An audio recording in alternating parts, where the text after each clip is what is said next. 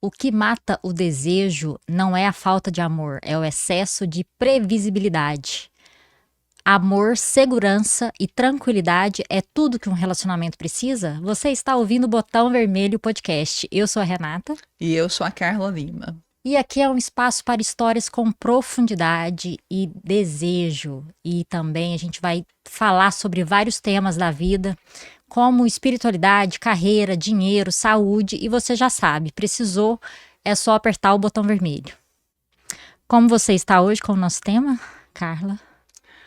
É um misto de curiosidade para saber como é que nós vamos conduzir esse podcast.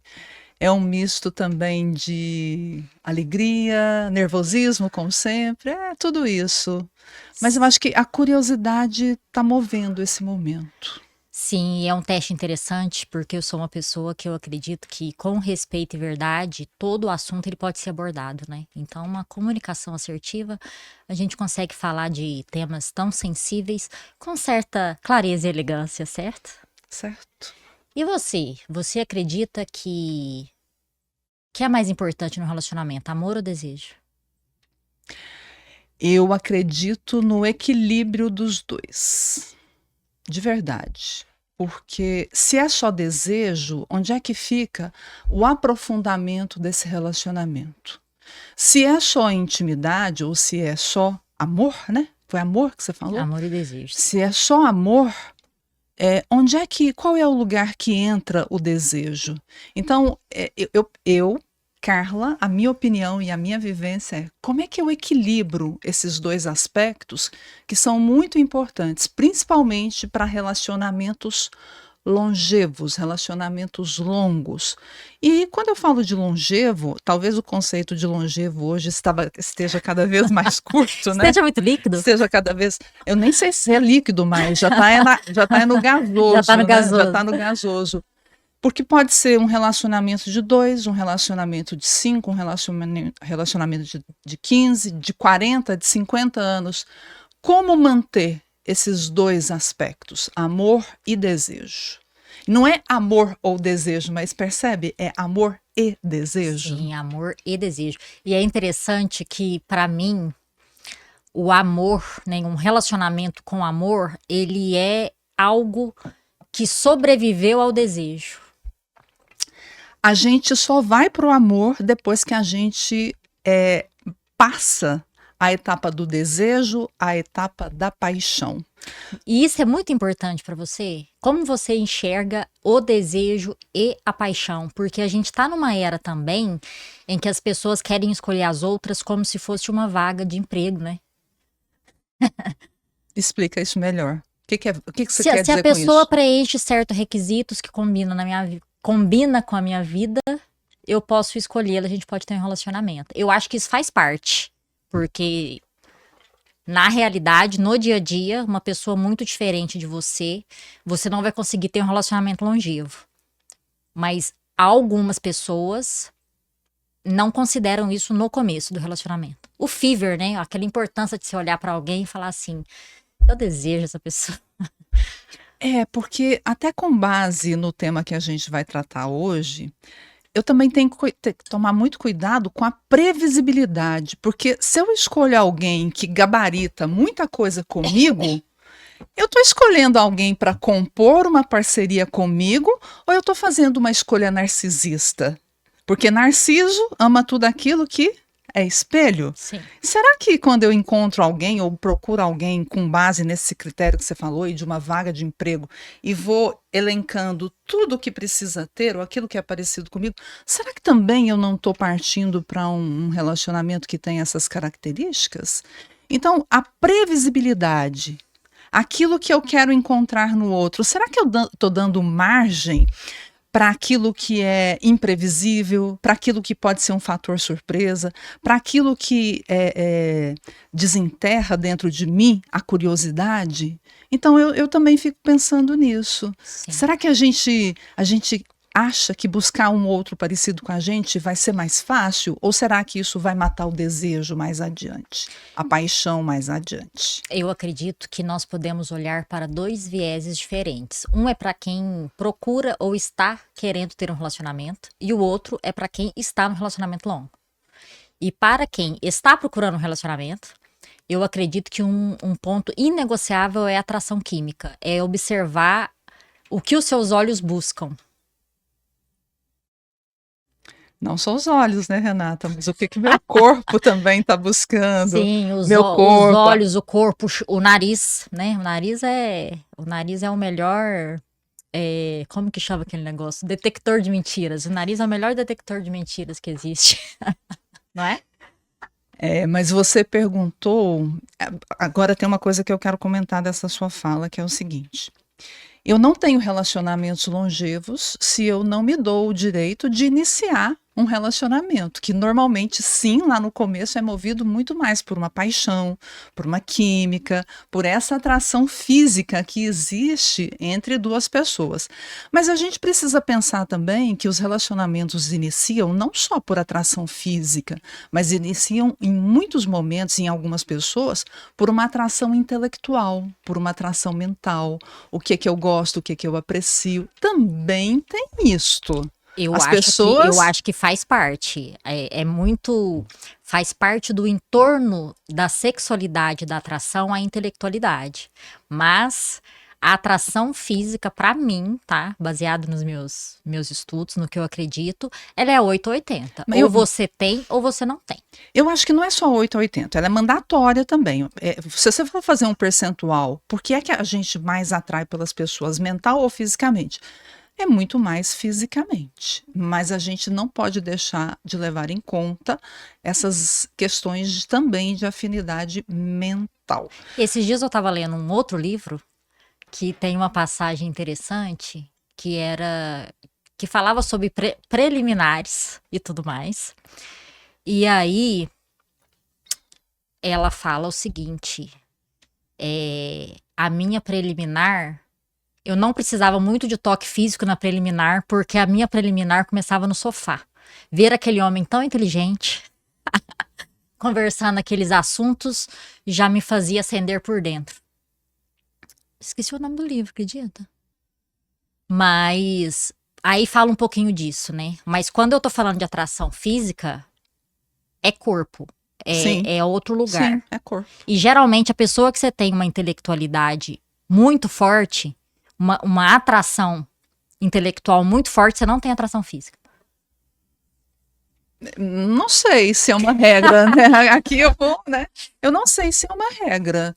Pode ser que a atração mental seja a porta de entrada para depois o desenvolvimento da parte física. Mas, de alguma forma, você tem razão, porque pessoas que ficam muito no cabeção, eu chamo de cabeção, né? Pessoas que ficam muito na cabeça têm sim uma dificuldade em acessar as questões mais sensoriais, as questões mais físicas. Mas, às vezes, a porta de entrada de atração, de flerte, olha que interessante. Agora sim, agora eu vou falar interessante. Sim. De flerte, pode ser o quanto aquela pessoa me atrai na intelectualidade, na capacidade de concatenar ideias, na capacidade de expor ideias, na capacidade de raciocínio, sabe? Sim. E é interessante você falar isso, porque me lembrou um fato. Você já fez algum treinamento de bombeiros, de resgate, algo assim? De resgate não, mas já fiz de Brigada. primeiros socorros, brigada, essas coisas. Você lembra o que é preciso para apagar o fogo? Ar. Para apagar? Não, o que dá faísca é o fogo. Abafar. Abafar. Exatamente. Abafar o fogo. Eu confundi. Abafar o fogo. Exatamente. Então, quando você quer apagar uma fogueira, apagar o incêndio, você abafa, né? Aí tem vários métodos técnicos disso que não é o caso aqui. E aí eu quero até falar sobre isso agora. O fogo, ele precisa de ar, ele precisa de espaço. E como, ao estar em um relacionamento, as pessoas começam a se comportar de uma forma como se elas já soubessem tudo sobre o outro. Então ela começa a entrar numa preguiça de perguntar, numa preguiça de querer saber sobre a vida do outro e também numa postura de não manter o seu mistério, as suas coisas, né, os seus interesses individuais e como isso influencia o desejo nos relacionamentos longevos. Agora eu fui engraçado. Eu não sei se esse texto é dele, mas é um texto de um filósofo mais contemporâneo. Agora, lembra que eu falei para você que hoje eu tô com a cabeça meio voada, mas ele dizia o seguinte, e ele citava isso através de alguns livros e também de alguns filmes. Mas eu vou me remeter ao filme Pontes de Madison, As Pontes de Madison. É um filme que marca a minha vida, porque assim, ela é uma mulher casada, já tem os filhos adolescentes, o marido viaja, ela fica sozinha, tá exausta, tá cansada, e nesse meio tempo chega ali um homem, e eles têm um envolvimento, mas eles têm um envolvimento de um final de semana. Ele espera que ela vá com ele, mas ela decide e opta pela família. Então eles não vivem aquele amor. Eles não vivem, eles não materializam aquele amor vivendo juntos. Só que Em qual situação eles se encontram? ela é casada e ele é um explorador da National Geographic. Ele vive pelo mundo. Ele nunca se casou e ela é uma mulher casada de uma das áreas mais provincianas dos Estados Unidos, 1900, e lá vai bolinha, talvez uma dona de casa de 1950, 1960 no máximo. Mas o fato é que eles não vivem aquela história. Ou seja, esse relacionamento, essa paixão, eles ficam só na paixão. De um final de semana? De um final de semana. O que rola nesse final de semana? Paixão, desejo, amor, tudo que você possa imaginar. Certo. Tudo do início de um relacionamento. Só que aquele amor, ele perdura onde? Na fantasia. Sim. E onde é que eu conecto com essa sua fala? Eles não vão viver o estresse do dia a dia, eles não vão viver a rotina do dia a dia, eles não vão viver pagar boletos, eles não vão viver educação de filhos, mas aquilo fica onde?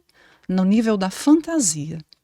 E aquele amor perdura para ele e para ela até a morte de cada um dos dois. E os filhos é Para que... ele também? Pra ele, mesmo ele sim. sendo tão solto? Mesmo ele sendo tão solto. E onde que eles descobrem isso? Os filhos têm acesso, os filhos dela têm acesso às cartas de amor que eles trocam uma vida inteira. Eles ficam trocando carta de amor? Eles trocam, elas recebem cartas dele. Mas ela decide que não vai, ela opta pela família. Então, o que esse filósofo estava falando? Leandro Carnal, aí pronto, lembrei. É o Leandro Carnal que escreveu sobre isso. Que o amor, que o relacionamento que não entra na rotina do dia a dia, ele fica na eterna paixão, no eterno desejo. Por quê? Porque ele não se converte em amor. E por isso, com esse espaço, percebe o que você falou? Precisa do quê? O fogo precisa do espaço. Precisa do ar. Ele não recebe essa carga pesada do dia a dia, e aí eles se mantêm curiosos a respeito um do outro, porque eles pouco sabem sobre a vida um do outro, eles não sabem o que acontece, então esse amor ou essa paixão perdura quase que eternamente, enquanto os dois vivem. E é interessante que me vem 2 pontos interessantes. Um que é o desejo de ter e o tédio de possuir. Uhum. E o outro ponto é como se manter interessante, né? Abrir mão do controle, permitir que o outro tenha um mistério e também você se manter uma pessoa, ter os seus mistérios também, a sua individualidade. Porque aí, quando o desejo se concretiza ou se transforma em amor, convivência, relacionamento longevo, normalmente a gente tem uma ideia ou uma atitude de tomar posse sobre a vida do outro. E tomar posse sobre a vida do outro tem um pressuposto por trás que é: eu quero saber tudo sobre você. Eu quero saber tudo sobre o outro.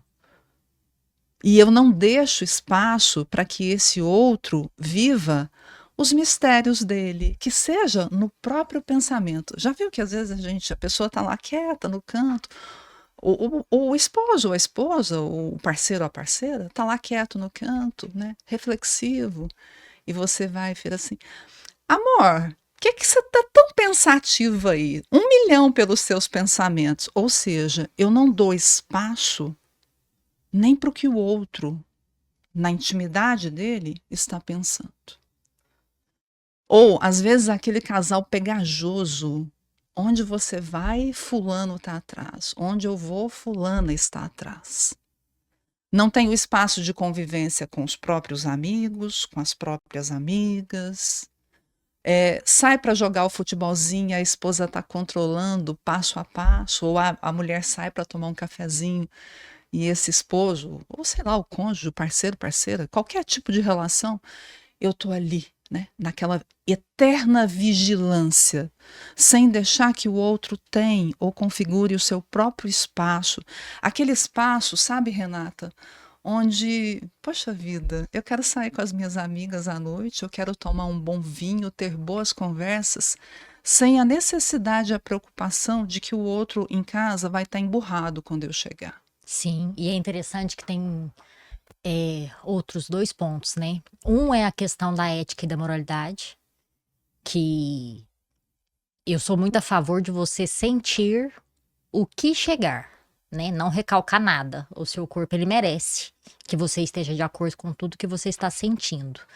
Mas o seu comportamento, a sua ação, ela vai passar por um filtro de ética e moralidade. Então, nunca tive a ilusão que eu sou a única soberana mulher desejável no planeta, né? Como eu, inclusive, também vejo homens belos e bonitos e não significa que algo vai acontecer quando você tá num relacionamento. E o outro ponto, fiquei bastante grudada nesse ponto, mas o outro ponto é o tanto quando o maior antídoto, né, para uma traição, eu acredito que é a paixão, né? Você tá vinculado pela admiração que você tem pela pessoa, inclusive que esse espaço colabora. As viagens para montanha e os meus trekkings é um lugar que eu acredito que me coloca muito nesse lugar de mistério. Porque eu vou para lugares que não tem telefone, não tem internet, eu fico incomunicável. E, e é muito poderoso para mim quando eu comecei a perceber que isso é uma coisa só minha. E eu vou ser bem sincera com você. Eu ainda não sei se eu quero compartilhar isso com alguém, porque é muito meu. Sabe? É como se fosse o meu momento ali de nutrir as minhas histórias, as minhas coisas. Como eu tenho uma postura. Tem uns 15 anos que eu já não sou ciumenta. Eu já fui ciumenta. Tanto pela maturidade, etc. Mas eu acho tão sexy. Eu quero que a pessoa viaje o mundo e queira voltar, entendeu? Pra mim, a pessoa querer voltar é muito mais interessante do que eu não deixá-la ir. Nossa, e aí eu lembrei daquele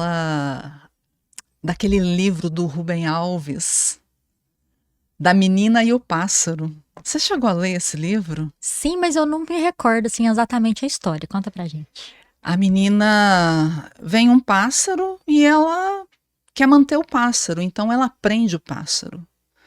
E quando ela prende o pássaro, ele vai se tornando triste, triste, triste, ao ponto de que ela pensa que ele vai morrer. Então eles têm uma conversa e ela decide soltar o pássaro. E ele se vai. E depois ele escreve sobre a volta do pássaro.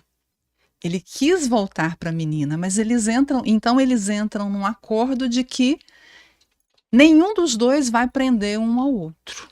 E eles podem assim viver esse tempo felizes, juntos, mas quando ele percebe que ele precisa ir, ele vai. Né? Então me faz lembrar disso. E é interessante porque eu também tenho os meus momentos, e são alguns, não é só um, mas são os momentos em que eu estou na academia treinando. Eu não tenho personal, então sou eu e eu mesma, eu e meus treinos. Os meus momentos de meditação são momentos muito profundos, são momentos meus. E às vezes o momento que eu pego o carro e eu dirijo realmente a esmo. Às vezes 10, 15 minutos, ouvindo a música ou as músicas que eu mais gosto. E talvez um outro movimento também é quando eu escrevo. E normalmente eu preciso sentar num lugar mais quieto, mais silencioso, e é um momento meu. E normalmente, antes eu escrevia muito à mão, mas agora o próprio celular, nas anotações, já é um espaço em que eu também consigo criar aquilo, as peças que eu quero, os meus textos. Então, são vários, mas eu preciso, e o meu marido, Manuel, já entendeu que eu tenho e preciso dos meus espaços. Eu preciso, ele chama, vai lá você fazer os seus voos solo.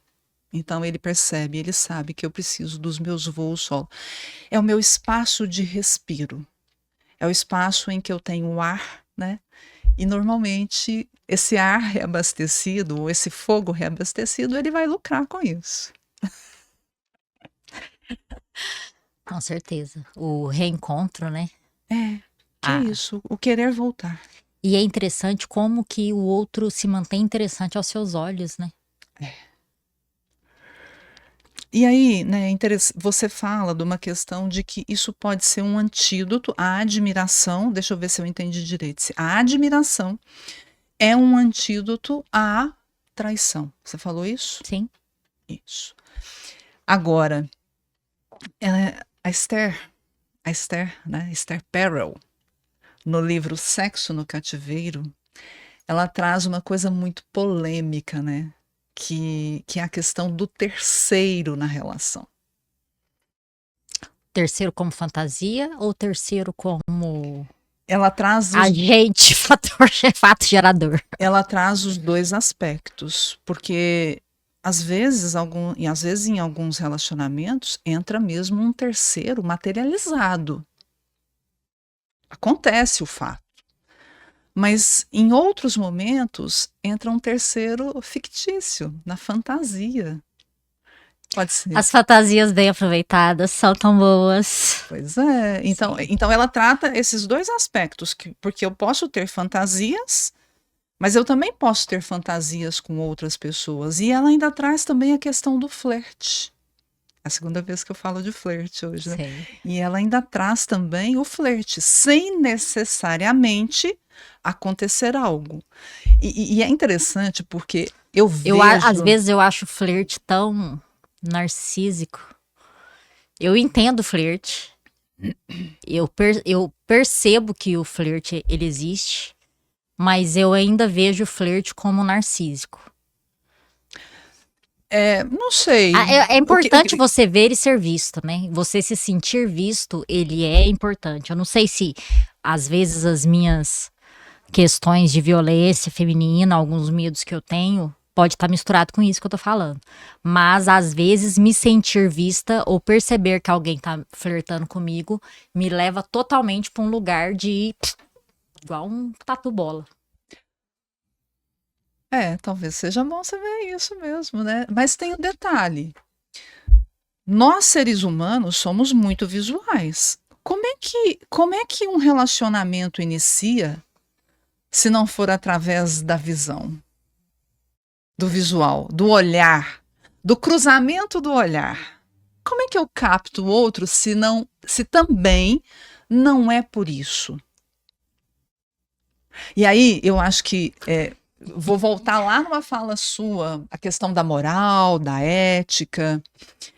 E quando a gente fala isso, para os homens, em teoria, é mais permitido, ou a sociedade é mais permissiva no sentido do flerte, no sentido, inclusive, de materializar uma traição, colocar um terceiro na relação. Para as mulheres, nem tanto. Quando eu falo isso, como é que você ouve daí? A traição feminina, ela é o primeiro motivo de divórcios em pesquisas, tá? Mais de 82% dos divórcios, eles são pedidos pelas mulheres. E quando você vai olhar os motivos, Primeiro é traição feminina. Aí entra a traição financeira. A traição masculina, ela tá em quarto ou quinto lugar. Então, a traição masculina, ela sempre foi aceitável. Ela, É o que eu estou dizendo. ela foi vista socialmente de uma forma diferente. Mas eu não desvinculo isso à autonomia feminina. Você pega uma mulher que não tem autonomia financeira, ela quer ir embora, ela vai como? Não tem como. Entendeu? Então, hoje, né, o que eu vejo em atendimento e consultório é bem meio a meio. E as mulheres caçam os homens.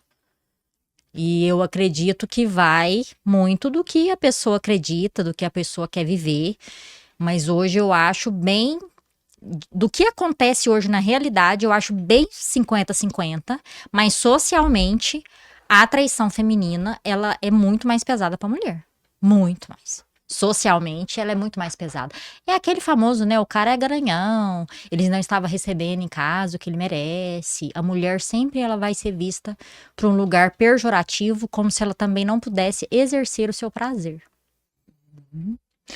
Eu acho que não é só socialmente, é socialmente e tendo por trás questões morais, Religiosas. essa ética judaico-cristã também que massacra a mulher quando ela opta ou quando ela decide, né, encontrar ou colocar um terceiro na relação. Então também tem esse aspecto.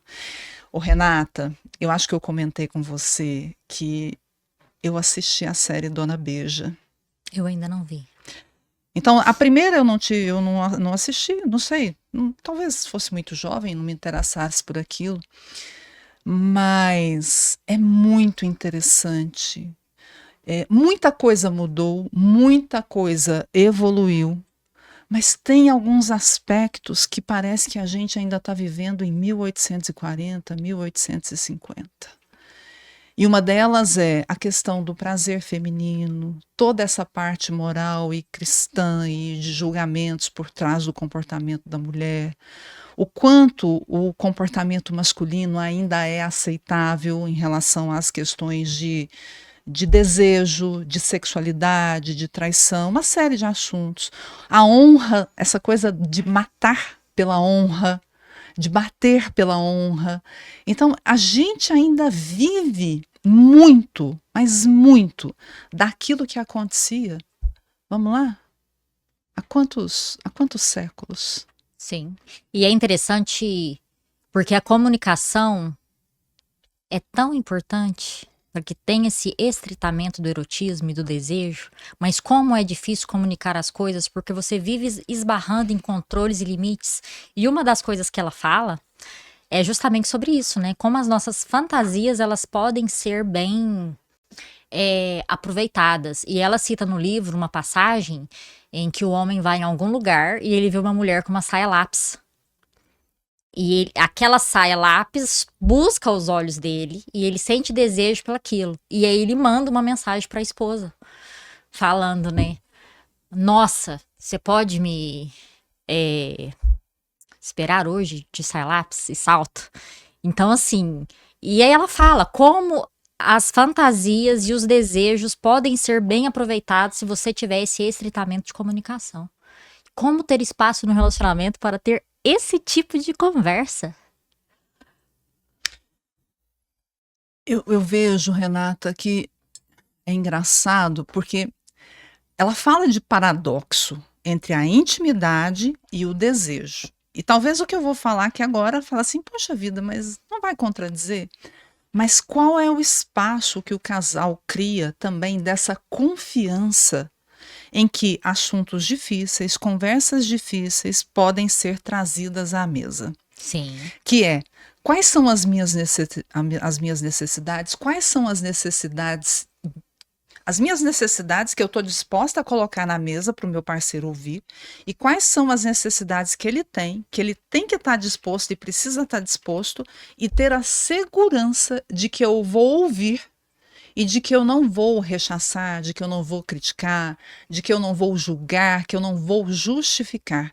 E então é tão interessante porque esse espaço de intimidade, de confiança e vulnerabilidade, ele também pode ser usado para quê? Para avivar, através dessas conversas difíceis, a questão da paixão, a questão do desejo, a questão do tesão. Sim, e tem duas coisas muito claras que chega pra mim.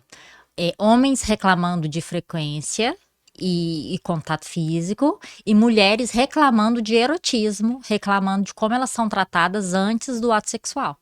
E aí a gente tem essa guerra que, se for olhar com lupa, entra nesse processo da intimidade da comunicação, porque a mulher não deveria, não é saudável ela desqualificar o desejo do homem, e o homem também entender essas outras necessidades femininas, né? Do erotismo, do toque, do todo o contorno, e como o desejo da mulher, ele pode ser mais subjetivo do que o desejo masculino.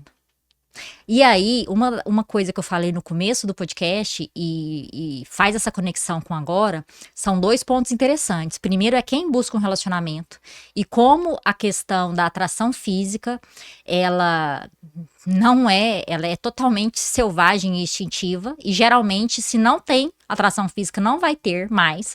E as pessoas que já estão no relacionamento. E as pessoas que já estão no relacionamento, ela pode ter tido a atração física ou não no começo, mas ela pode estar numa situação que agora ela quer ficar nesse relacionamento. Então, os dois lugares, primeiro, o que você gosta, que tanto você conhece, você sabe o que você gosta, você sabe nomear, né? Tem uma situação engraçada que a gente estava numa sessão, eu orientei a pessoa a escrever uma carta de como ela gostaria de ser tratada pelo marido no momento do parto. Foi uma orientação da doula, era uma equipe multifuncional, de ginecologista e eu e tudo mais. E aí ela falou que queria receber carinho. Ela falou, eu quero receber carinho na hora do parto. Aí eu falei assim, tá, ele pode dar um tapa na sua cara? Aí ela falou assim, que isso, Renata? Tapa na minha cara? Eu quero carinho. Eu falei assim, então, para algumas pessoas, tapa na cara é carinho. Então a gente precisa ser muito específico no que a gente gosta, no que nos acende, no que nos traz desejo. E é esse nível de especificidade, né? É cotovelo, é beijo, gosto de beijo na orelha, não gosto de beijo na orelha, que pressão, que temperatura, que frequência. Então, esses dois lugares, né? O caminho é, primeiro aprenda sobre você e depois você parte para um lugar que também é de vulnerabilidade e coragem, que é de conversar com o outro e contar isso pro outro.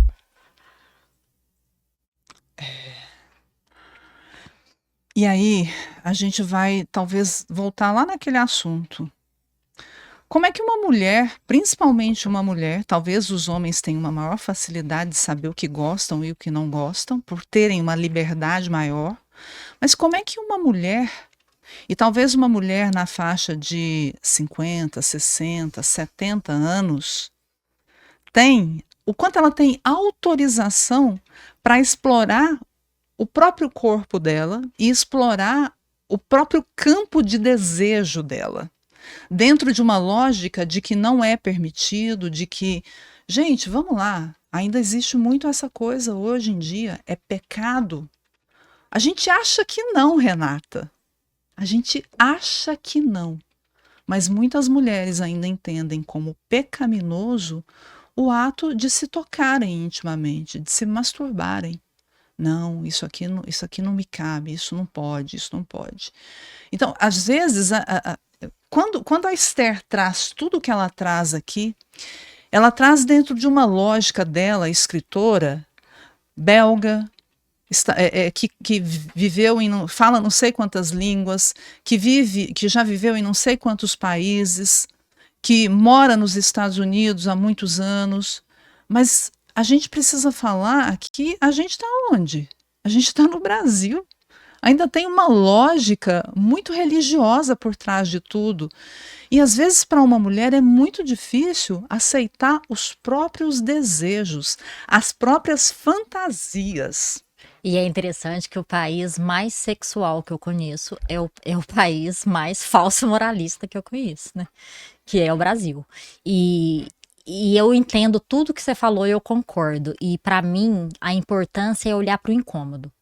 O incômodo é um ponto de partida muito interessante. Por quê? A gente pode ter uma senhora de 70 anos que ela quer se conectar com Deus e esperar a sua morte. E a gente pode ter uma mulher de 70 anos que ela quer se conectar com a sua sexualidade e ainda conhecer algumas coisas. Então, o que te incomoda, não menospreze. O incômodo é uma benção. Então, esse ponto de partida do incômodo, ele é muito importante. E eu acho que é um incômodo em mim, com as minhas questões, mas principalmente é quando eu olho para o outro e a atitude do outro, seja qual for, me incomoda. Porque lembra, eu projeto no outro aquilo que eu não sei dar nome dentro de mim. Então eu também preciso olhar, por exemplo, no que é que a sua postura, qualquer questão da sua postura me incomoda. Pode olhar, aquilo que eu critico em você, aquilo que eu abomino em você, está dentro de mim. Eu ainda não Sim. estou conseguindo olhar. Bateu, doeu, pega que é seu. Pega que é seu, exatamente. Sim, é justamente isso. E infelizmente, socialmente e religiosamente, né? Eu não quero entrar a fundo nisso, de como foi criado o casamento, mas os homens, eles aprenderam que eles deviam separar, né? A mulher do prazer, ela não é a mulher sagrada.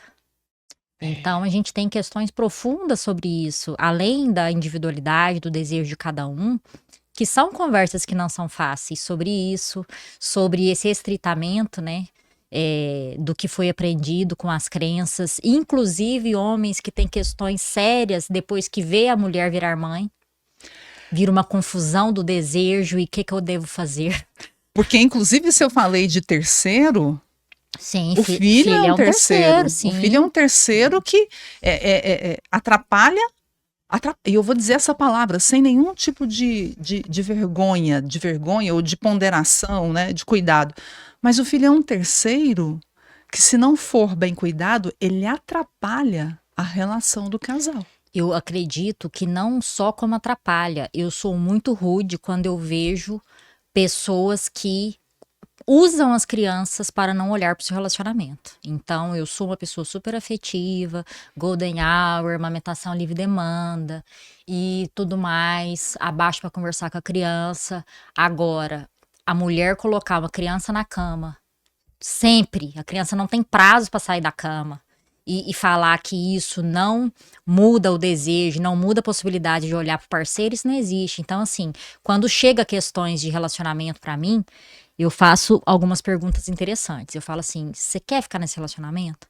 Porque tem gente que quer viver um relacionamento social. E tá permitido a foto de Natal bonita e ela ficar assim.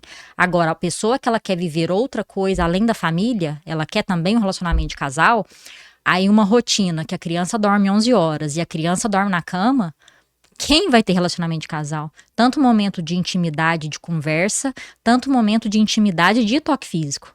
Então, eu sou bem rude com adultos que usam crianças para isso. E aí é bom porque você falou assim, a mulher que bota o filho na cama. Às vezes é o casal que, em conjunto, bota o filho na cama.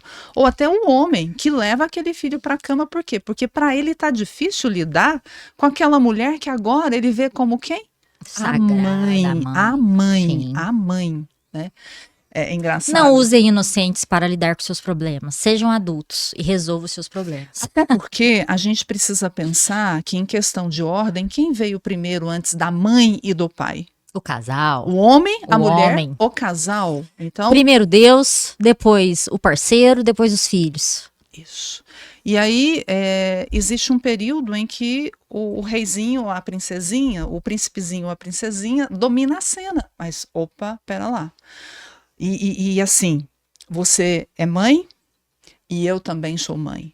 E a gente, e vamos lá, de verdade, com certeza, inconscientemente, eu, por um tempo, qual foi o foco? O príncipezinho, os príncipezinhos, porque eu não tive nenhuma princesazinha, né? Os príncipezinhos. Até também o marido virar e voltar a requisitar quem? A mulher. Opa, eu quero a minha mulher de volta. E eu acho que o homem, ele também tem nesse momento esse papel importante, né, de resgatar a mulher dele, de trazer essa mulher de volta, né, para a vida, ali para aquela cama. Sim, a gente sendo realista e amoroso e olhando para a realidade, uma criança de 0 a 2 anos é muito complexo. Eu acho que é o período mais complexo da maternidade para a família, se for o primeiro filho e tudo mais. Mas e tem questões da Organização Mundial da Saúde, né, de morte súbita e berço e N orientações. Mas é muito importante que exista esse olhar que quando a gente está com um homem, nós temos, na verdade, 3 relacionamentos. É o relacionamento de pai e mãe, que ele é um vínculo eterno, infelizmente. Mesmo que a Ou gente separe, felizmente, não existe ex, né? Essa relação, ele é um vínculo eterno. não existe ex-pai, né? Não E existe, ex-mãe. não existe. E nem existe eu não conseguir ter esse contato, esse olhar para essa pessoa. É pro resto da vida. O outro ponto é o relacionamento de homem e mulher, que é o relacionamento de casal, o relacionamento afetivo, e existe o relacionamento de sócios, que também envolve aí toda a rotina doméstica, questões da casa, Pagar como boleto. lidar com o dinheiro. E quando tem empresas em conjunto também é um outro ponto. Então, esse olhar para as 3 frentes é importante. E alguma época da vida, um ou outro vai chamar mais. Mas é importante não misturar essas cadeiras, né? Então, a partir de 1 ano, esse regresso ele é importante, mas eu acredito que tem etapas chaves, né? 6 meses quando a criança começa a alimentação, né, externa, além da amamentação, é um ponto importante. 1 ano já é um outro ponto neurológico importante e 2 anos é um ponto importante. Então hoje você vê famílias com criança de 5, de 7 anos e até mais que eles não vivem relacionamento de casal. Eles ficaram completamente embolados ali nas questões da sua infância, porque ela quer proporcionar para o filho Aquilo que ela não a teve. infância que não teve. Então, assim, é certo ou errado? Qual é o seu incômodo? Às vezes o que você quer viver, se os dois estiverem bem alinhados, segue a vida, né? Mas o incômodo ele é uma bênção e o incômodo quando, né, não é olhado, vira doença. Vira problema, vira doença. Vira problema, vira doença. E erotismo não é só sexo. Eu falo que erotismo é energia de vida, é vibração.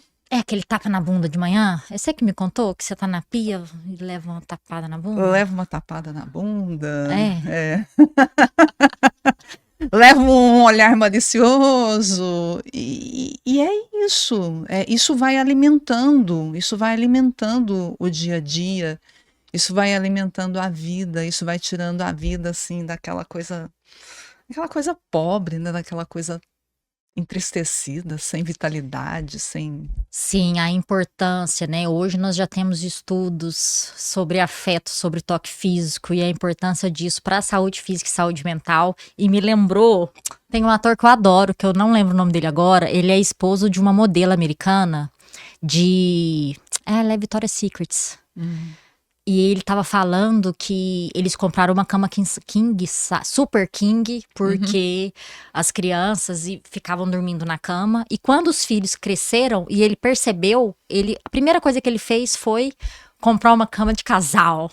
Que ele falou assim, eu quero ficar bem perto. E ele falou assim, eu adoro ir pro Brasil porque a gente dorme numa cama de solteiro. Então, o estreitamento físico, como é importante, né? E como isso é esquecido no dia a dia. Só beijinho, sabe? Aquela bitoquinha assim, pra não passar em branco. Como as pessoas esquecem dos abraços longos e dos beijos longos. E como sentir o cheiro da pessoa, a temperatura da pessoa é importante pro erotismo, né? E aí tem uma parte do livro que ela trabalha dicas de como você, de maneira prática, manter o erotismo, manter a sexualidade, manter essa chama acesa. E aí ela diz o seguinte, que às vezes se o casal está muito desconectado fisicamente, sexualmente, no nível de desejo, de erotismo, o quanto é importante você fazer combinados de momentos em que vocês vão se conectar. É como se você fizesse um marcar horário para ter aquele momento. E eu achei isso muito interessante, porque às vezes na nossa cabeça a gente acha que o sexo tem que brotar, ele tem que simplesmente acontecer. Mas ela traz, inclusive, essa proposta e essa sugestão de você ter momentos específicos ou dias específicos em que você vai colocar um foco intencional naquele momento. Você lembra dessa passagem do Lembro, e livro? eu apoio e eu acredito que é o dia da namorada na agenda, é o dia de ser namorada. Então pode ser um passeio, pode ser em casa, mas é principalmente a mulher a questão do desejo responsivo. É um dia que você não vai falar de boleto, é um dia que você vai vestir diferente, querendo agradar a pessoa e querendo agradar a si também. E esses dias eu vi um negócio no Instagram que eu achei super legal de um casal jovem que uma vez por mês eles têm o date secreto. Um dos dois organiza um date sem falar pro outro.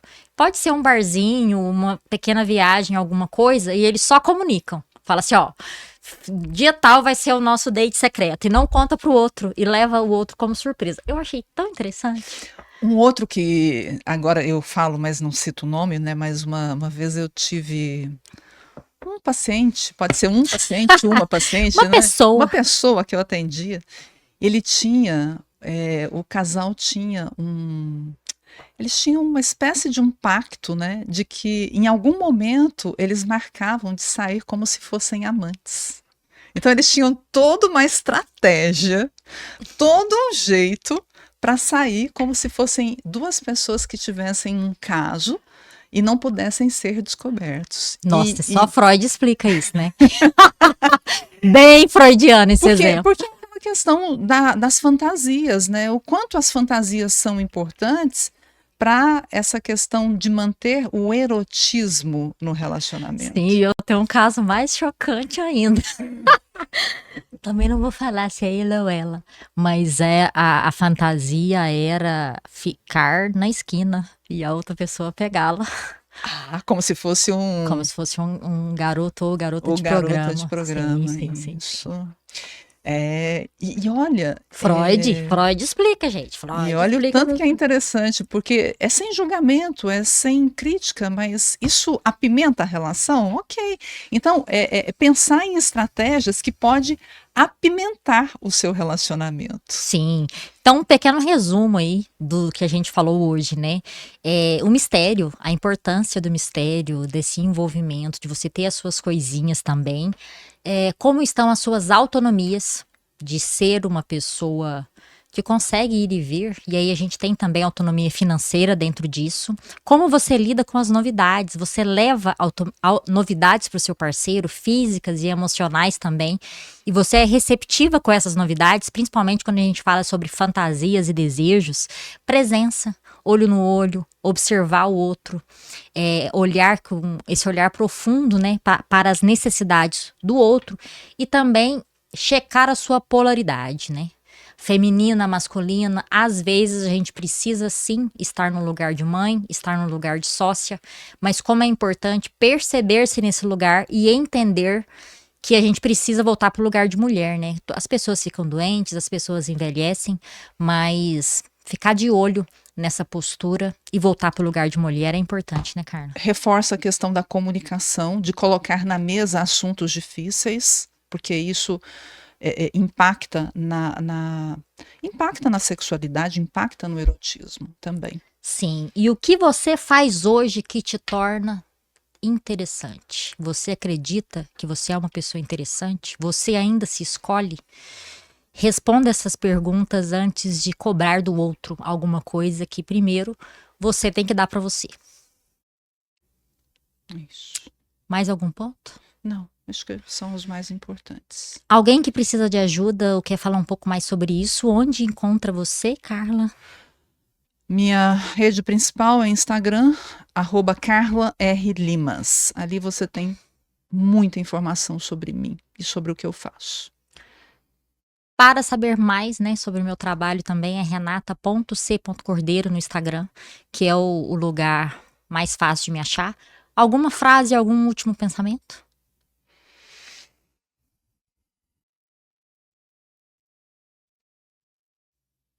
Eu estou pensando aqui que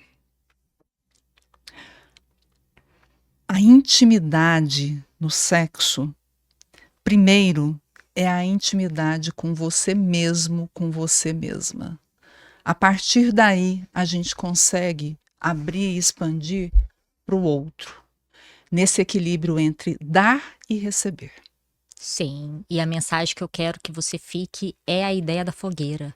O seu relacionamento, a sua vida, ela tem espaço para o ar, aonde você tenta abafar tudo, tirar o oxigênio, achando que vai ter ali um fogo, uma explosão, algo extraordinário, e na verdade é o contrário. O nosso Instagram, ou YouTube, ou Spotify é @Botão Vermelho Podcast. Você ajuda muito o nosso canal quando você compartilha para suas amigas ou para as pessoas que é interessante, né, ouvir esse episódio. E também quando você curte, comenta ou avalia a gente aqui. E a minha intenção inicial, quando a gente começou a falar de um tema tão delicado, era que ficasse um episódio que as mulheres ouvissem e gostassem, mas gostassem de um lugar que inclusive encaminharia para o marido. Você acha que a gente atingiu isso? Eu acho, porque a gente falou de homens, a gente falou de mulheres, a gente falou do intercâmbio entre essas duas forças, então eu acho que fica bastante, Sim, fica bem palatável para os dois. sim. Então mande aí pro marido, pro paquera, pro tico-tico no fubá. Obrigada por estar até aqui e nos vemos no próximo episódio.